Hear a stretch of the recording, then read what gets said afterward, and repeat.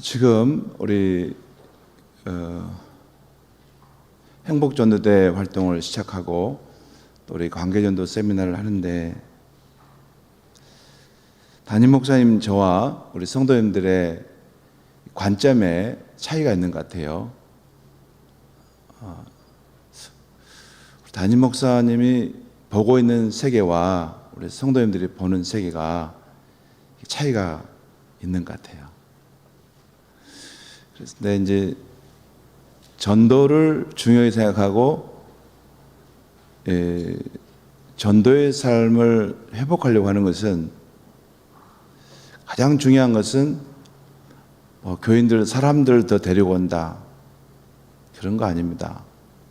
그리고 우리 교회가 이렇게 술을 많이 해가지고 그걸 이렇게 자랑한다 그렇게 말씀하신 분들도 계시는데 아닙니다. 제게 절박함이 있어요. 지금 한국교회가 저는 큰일이라고 생각하고 위기 중에 위기라고 저는 생각해요.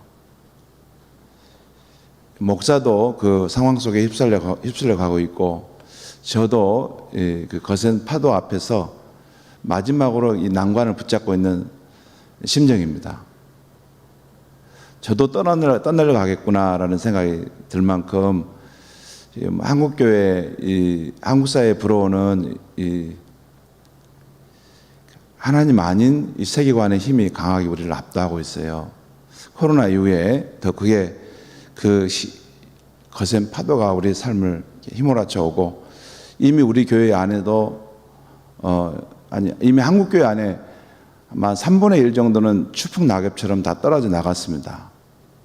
그건 감출 수 없는 거예요. 실제 떨어져 나갑니다. 교회마다 이렇게 행방불명된 교인들이 자꾸 발생하고 또 신앙을 잃어버린, 교회 가자고 말해도 왜 교회 가요? 그렇게 말을 해요.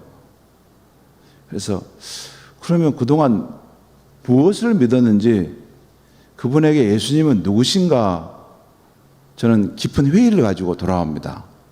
저분이 구원을 받은 사람이었을까? 깊은 회의를 가지고 돌아옵니다.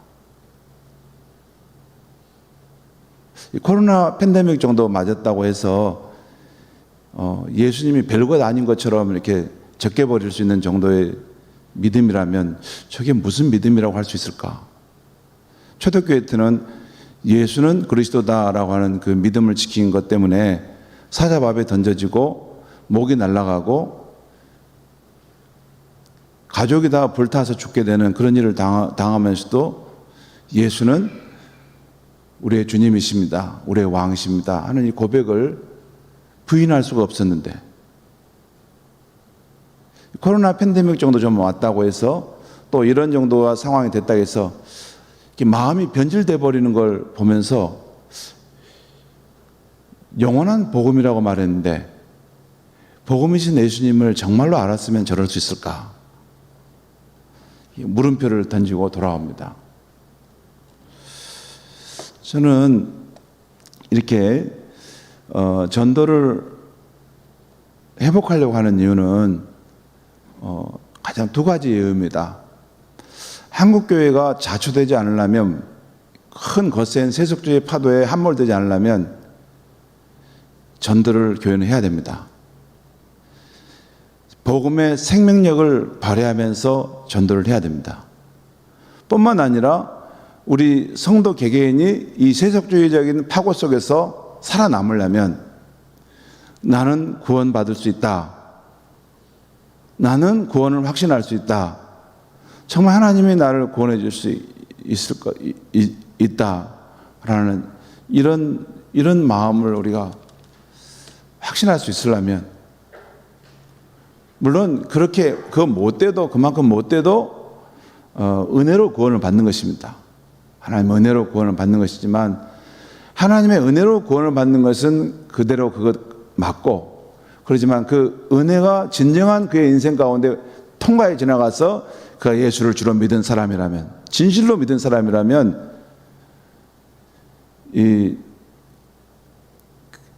예수는 그리스도다 하는 이런 그런 복음의 확신 이것은 그 안에 갖고 있어야 된다는 것이에요. 네, 그래서 전도를 하는 가장 중요한 이유는 우선 우리 성도 자신의 영혼이 살기 위해서 그럽니다. 제가 밖에 가서 이렇게 전도지 몇 장을 뿌리라는 것, 그것을 말한 것만은 아닙니다. 아무것도 무관심하게 사는 성도보다는 와서 이렇게 전도지 몇 장을 부끄러움을 무릅쓰고 전할 수 있는 것도 그것도 믿음이에요. 그것도 귀한 겁니다. 없는 것보다는. 그런데 정말 예수는 인류의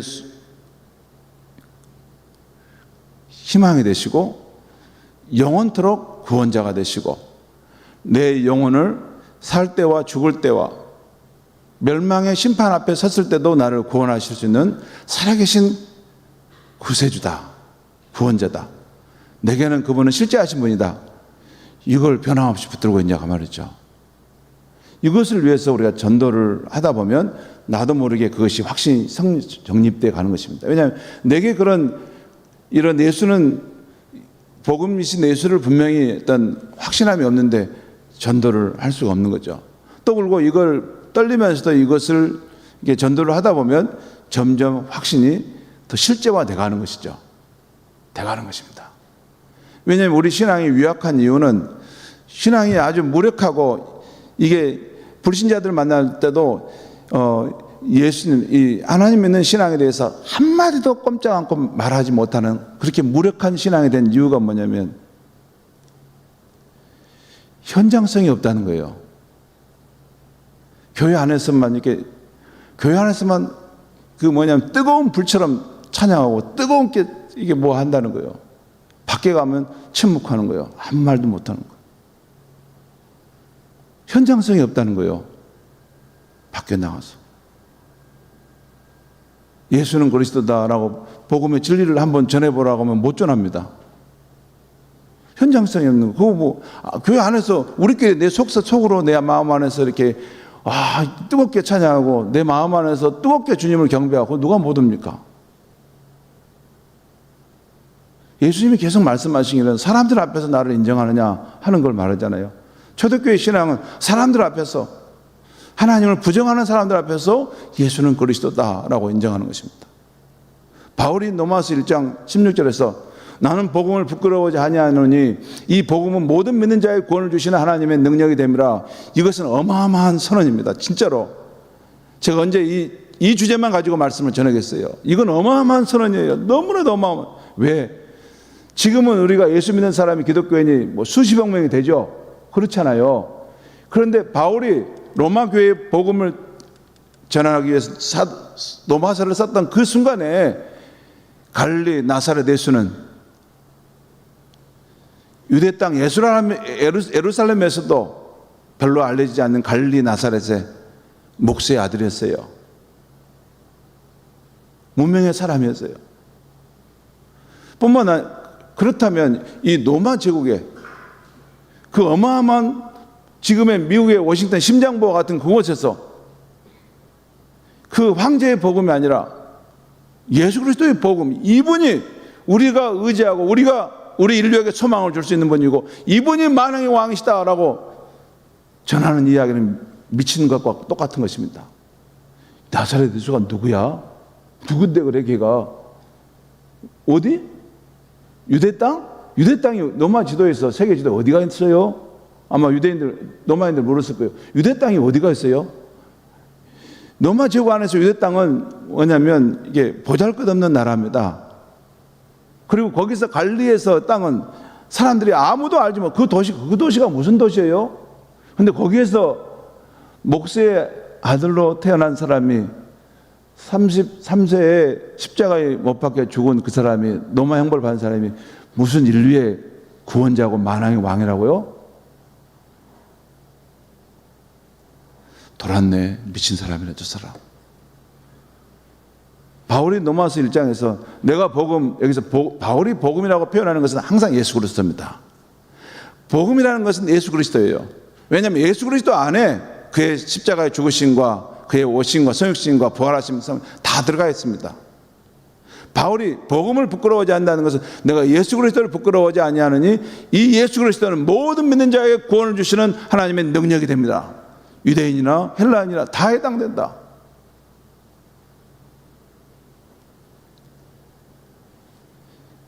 이 나사렛 예수, 그 목수의 아들, 그 무명의 한 청년, 그분이 십자가에 죽으셨다는데 그분이 우리의 구원자인 하나님이시다. 그분이 이 우주 만물을 창조하신 하나님이시다. 그분이 이 하늘과 땅의 모든 권세를 가지시고 이 세상을 통치하시는 역사의 주가 되시다. 그분이 이 세상 종말할 때 하늘의 권세를 가지고 이 땅에 오셔서 모든 인류를 그분 앞에 세워서 너는 이 땅에 살 때 나와 무슨 관계 속에 있었느냐? 너는 나에 대해서 어떤 믿음을 가졌느냐? 그것을 물으시고 우리의 인생의 영원한 운명을 결정할 수 있는 분이시다. 그 이야기가 나는 복음을 부끄러워하지 않는다는 것이에요. 이 복음 모든 믿는 자에게 구원을 주시는 하나님의 능력이다. 그 말씀입니다. 여러분, 다시 말씀드립니다. 예수는 사람의 몸을 입고 이 땅에 오신 하나님이십니다. 이 우주보다 더 크신 하나님이 바로 예수의 인간의 몸속에 있고 우리 가운데 오신 것입니다. 그렇기 때문에 그분은 오고 오는 이 무수한 인류와 어떠한 죄인이라도 다 구원할 수 있는 구원자로서 하나님이시고 만왕의 왕이신 것입니다. 내 경험과 이해의 능력이 떨어진다 하더라도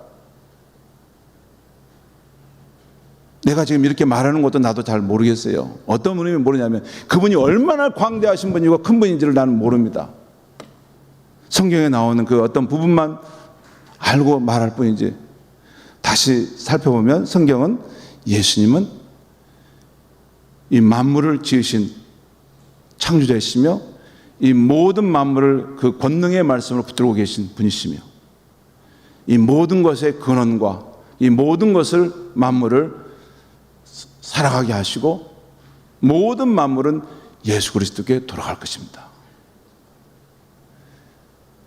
그 예수님이에요. 그 예수님을 전하는 것이 우리가 복음을 전하는 것입니다.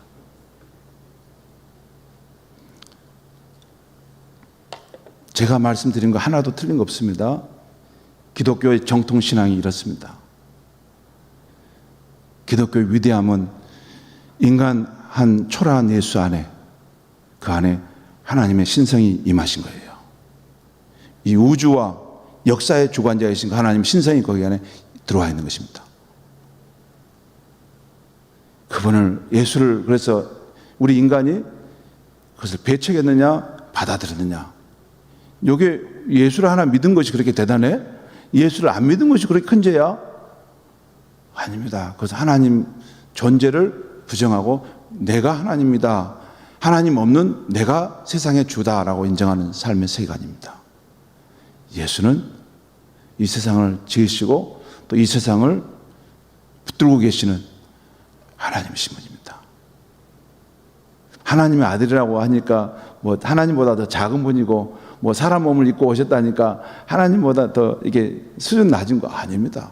하나님이십니다. 예수는 하나님이십니다. 그렇기 때문에 그를 믿는 자를 구원하시는 구원의 능력인 것입니다. 이번 주에 우리 소영도 권사님 우리 미랄 심장재단 거기 그 몽고에 가서 이제 그런 선교 사역을 할 텐데 여러분 많이 기도해 주시는데 한 주간 동안 합니다. 근데 저는 당당히 갈 이유가 있다고 나는 생각해요. 정말입니다. 당당히. 전혀 부끄러운 것이 없어요. 거기에 있는 사람이 알든 못하든 우리는 예수님이 하나님이시고 우리를 구원하기로 오신 인류의 소망이라는 걸 알기 때문에 확신 가운데 그 예수를 통해서 우리가 구원함을 받고 하나님의 약속하신 풍성한 생명을 얻는다는 것을 확신 가운데 전한 것입니다. 저는 제가 오늘 저녁에 전했던 이 말씀 그대로 믿습니다. 여기에 내 생명과 내 삶 전체를 걸고 있습니다. 그래요. 조금 더 뺄 것도 없어요. 방금 말씀드린 거. 그래서 예수는 부끄러워할 수 없는 것입니다.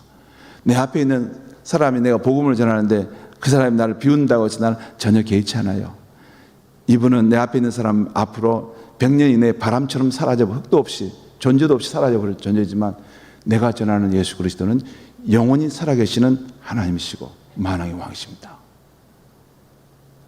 그러니까 우리는 확신 가운데 전해야 하는 것입니다.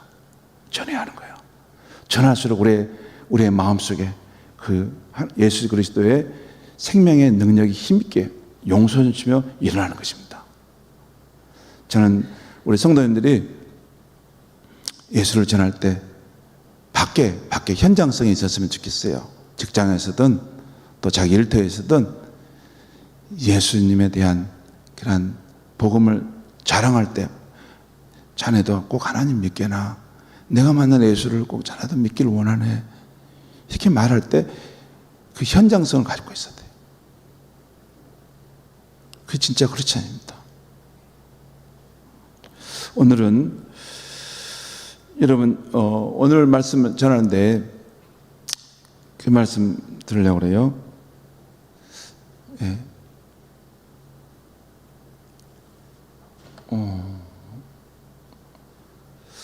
여러분 복음을 전할 때 어떻게 전하시겠습니까? 복음을 전할 때 예를 들어 생각해 보세요. 자, 우리 주기선 장로님 만약에 사람들한테 당신이 믿는 복음이 뭡니까? 기독교 이 세계로 나를 인도해 주시면 좋겠는데 내가 어떻게 기독교인이 될 수 있습니까? 하면 뭐라고 말씀을 시작하겠어요? 그렇죠? 사람들이 와서 나를 좀 기독교를 가르쳐 주세요.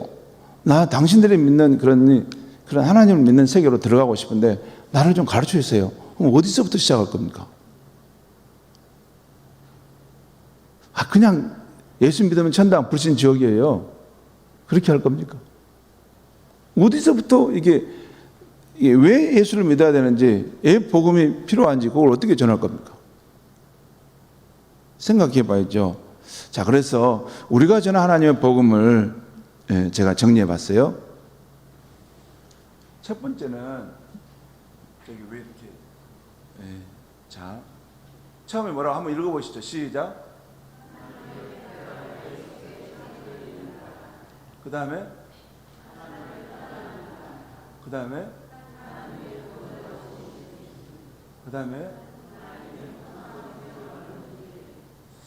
자, 복음을 전할 때 여러분 구조와 틀을 가지고 있어야 돼요. 이 복음을 전할 때 맨 먼저 하나님의 특별한 계획 속에 창조된 인간, 두 번째 하나님을 떠난 인간, 세 번째 하나님의 구원자로 오신 예수님, 네 번째 하나님의 풍성한 생명을 얻는 길. 이건 제 방식대로 한번 정리해 본 거예요. 다르게도 정리할 수 있어요.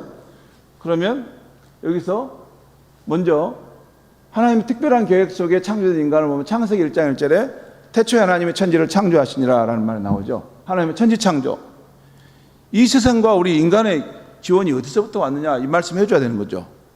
그 다음에 두 번째 창세기 1장 27절 28절에 하나님께서 자기 형상을 따라 사람을 창조하시되 남자와 여자를 창조하시고 그들에게 복을 주시며.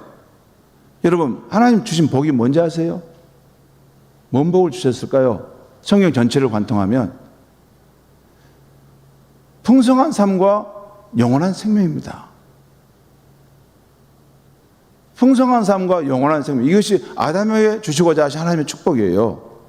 풍성한 삶, 하나님 말 풍성한 삶과 영원한 이 생명이요. 그런데 이것이 원래 하나님의 특별한 계획 속에 창조된 인간이었는데 하나님을 떠난 인간이 나오죠.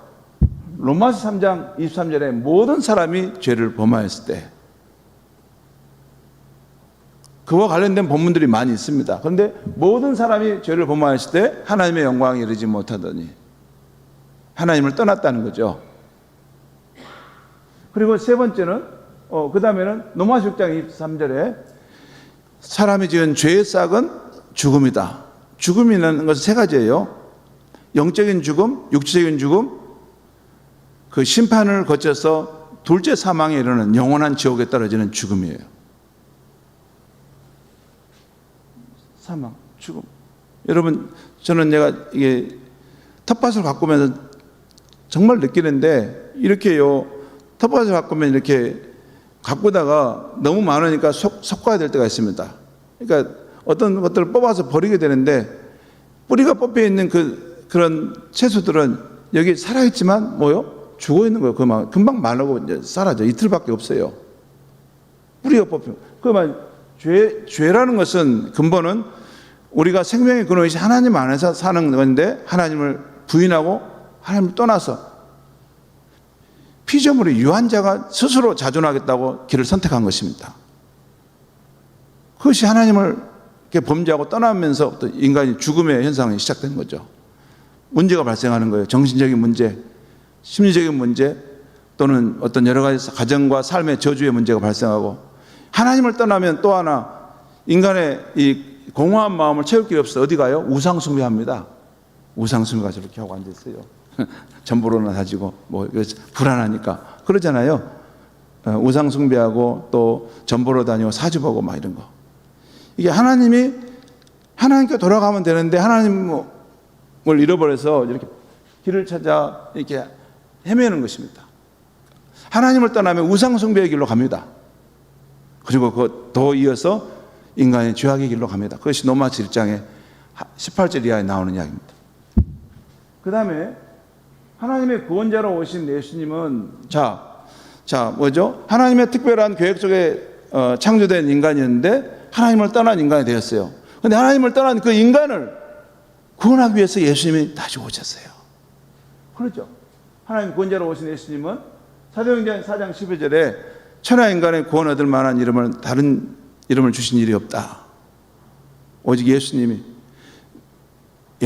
마태복음 1장에 보면 마리아에게 그 아들이 태어날 텐데 예수라 하라. 그의 이름이 자기 백성을 그들에 대해서 구원할 자십니다.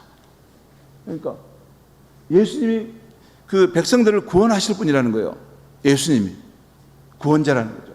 그 다음에 요한복음 14장 6절에 예수께 나는 곧 길이요 진리와 생명이 나로 말미암지 않고는 아버지께로 올 자가 없다. 예수님이 인간이 하나님과 관계에서 이 죄로 끊어져 버린 그 길을 십자가로 죽음으로, 속죄의 죽음으로 그 하나님께 나아가는 길을 여신 거죠. 하나님과 화목함의 길을 여신 거예요. 예수 그리스도 십자가 아니고는 어떻게 이 하나님의 앞에 이 범죄한 죄인이 창조자 하나님, 의로우신 하나님께 나아갈 수 있습니까? 그걸 감당할 수 없어요. 하나님은 우리 수준의 어떤 그런 좀 착한 문제 정도가 아니에요. 하나님은 진정으로 이 불의를 보실 때 이 눈에 불꽃이 이글거릴 만큼 정의로우신 분이세요. 그렇게 깨끗하신 분이세요. 그러니까 우리 인간의 선행과 의로움으로는 나갈 수 없는데 그 아들 예수님이 우리의 죄를 다 속죄하셔서 우리가 받을 하나님의 진노의 그릇을 그걸 받으셨어요. 한 방울도 남김이 없이. 그래서 우리가 예수님을 고마워하는 거예요. 예수님이 하나님 우리가 받을 죄의 진노를 다 받으셨기 때문에, 하나님 남김을 다 받으셨기 때문에 우리가 그 예수님을 의지하여 하나님과 화목하는 길이 열린 것입니다. 그리고 요한복음 3장 16절에 하나님 세상을 이처럼 사랑하사 독생자를 주셨으니 이는 저를 믿는 자마다 멸망치 않고 영생을 얻게 하려 하심이라. 그 다음에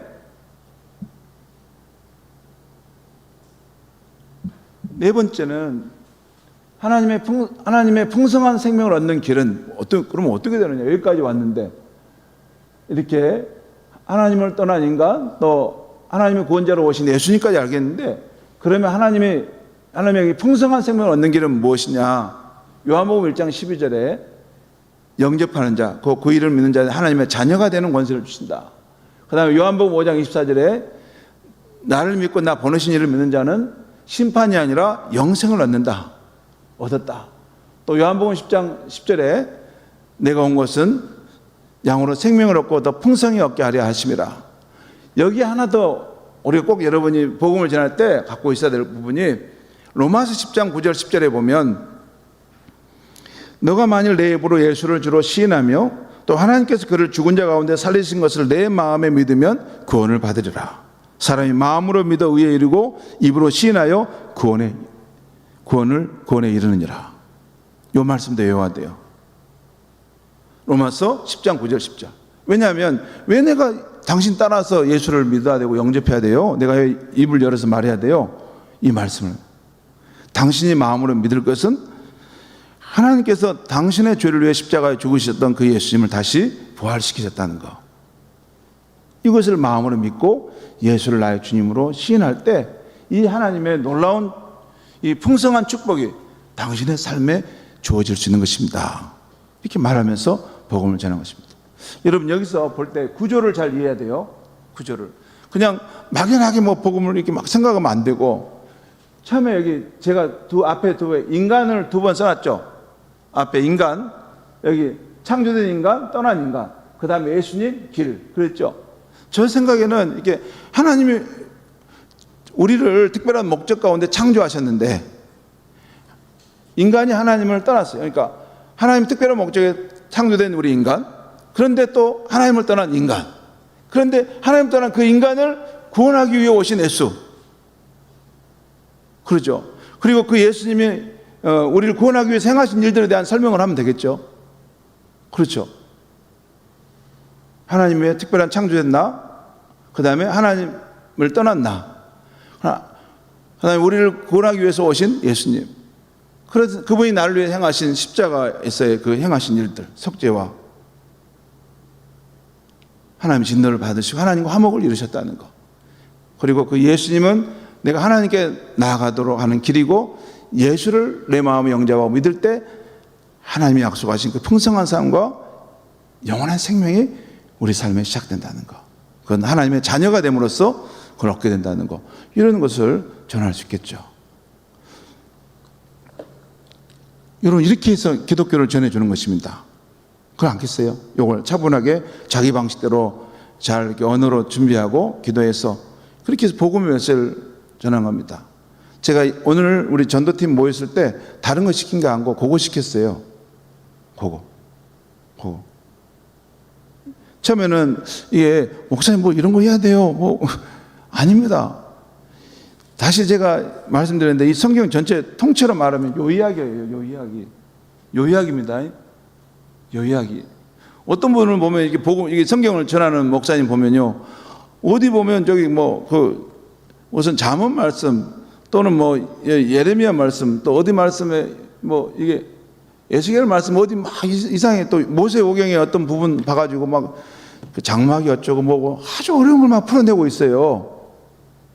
거기 시간 다 뺏기고 있어요. 아닙니다. 이 성경 전체는, 이 구약은 이 앞으로 오실 예수 그리스도, 우리 인류의 구원자가 되신 예수 그리스도를 이걸 미리 이것을 이 그림자로서 보여주는 것이고, 신약 성경은 이미 오신 예수 그리스도, 그리고 우리 삶에 역사하고 있는 예수 그리스도, 또 미래에 우리의 구원을 완성하실 예수 그리스도, 그와 함께 영원히 펼쳐질 새하늘과 새 땅에서 그 이야기밖에 없습니다.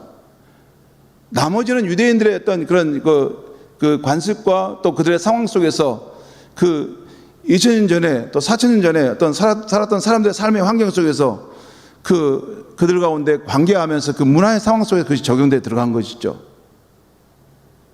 핵심을 볼 줄 알아야 돼요.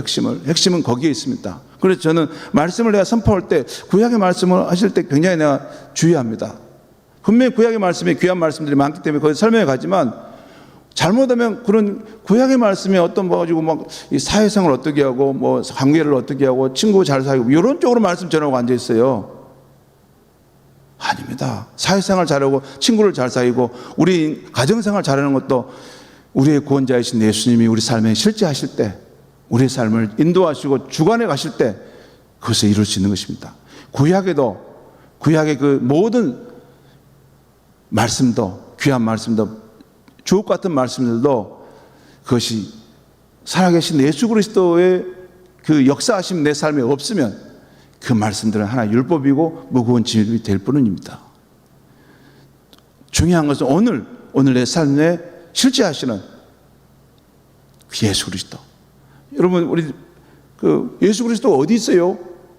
예수님이 어디 있어요? 옛날에 2000년 전에 십자가에 못 박혀 죽었다가 다시 구원하셨, 우리를 속죄하셨다고 하던데, 그러면 된 거죠. 어디 있어요? 그냥 그런 분이 있다는 것을 우리가 교리로 믿고 받아들이면 되는 것이지, 뭐 예수 그리스도를 꼭 우리가 어디 있어요? 근데 물어보면 어디 있습니까?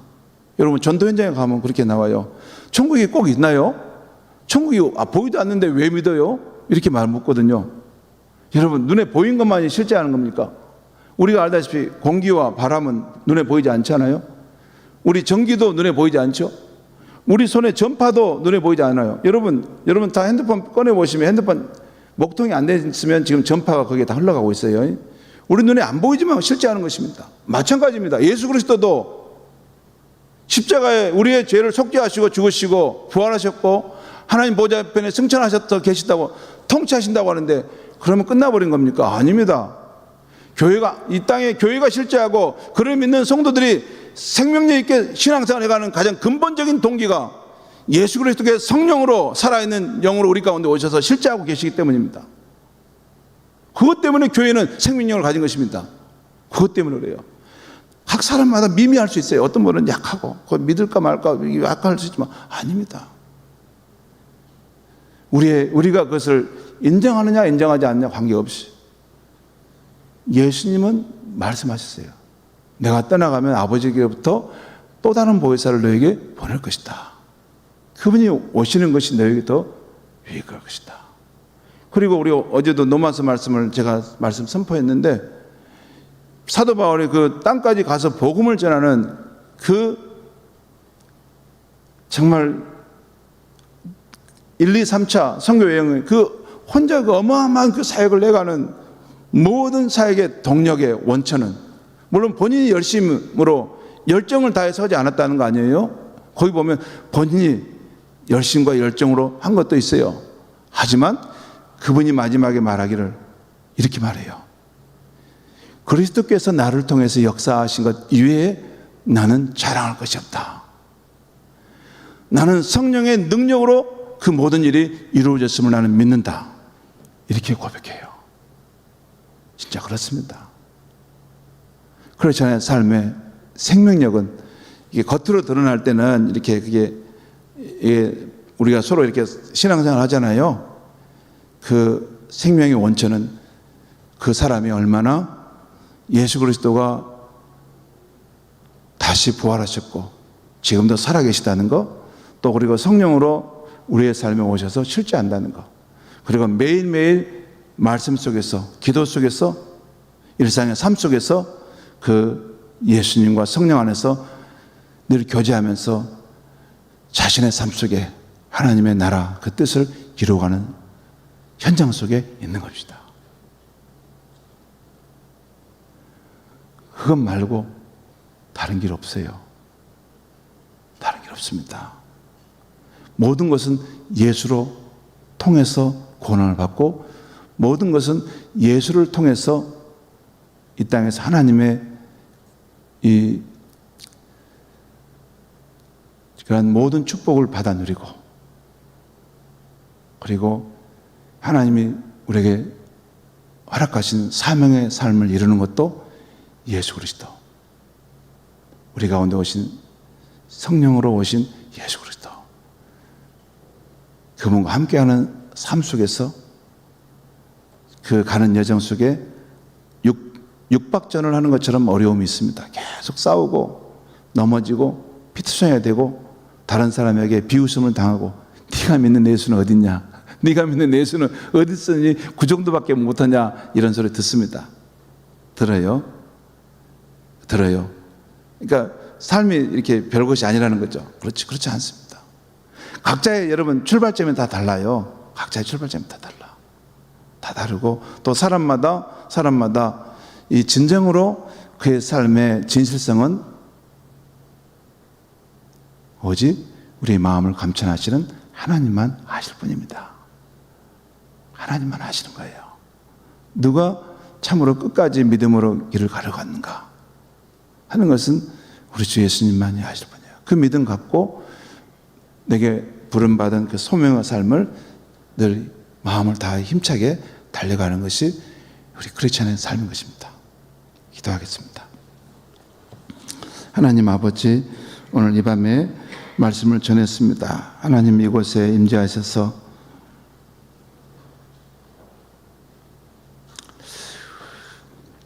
기독교의 일어섬과 무너짐은 예수 그리스도 안에 있는데, 예수 그리스도가 내 삶의 어떤 분인가를 더 깊이 경험할 수 있도록 도와주시고, 특별히 밖에 현장성이 있는 상황 속에서도 내가 예수 그리스도를 부인하지 아니하고 예수님의 증인으로서 예수 안에 있는 그러한 소망의 소식을 부끄러워하지 아니하고 전할 수 있는 우리가 되게 하여 주시옵소서.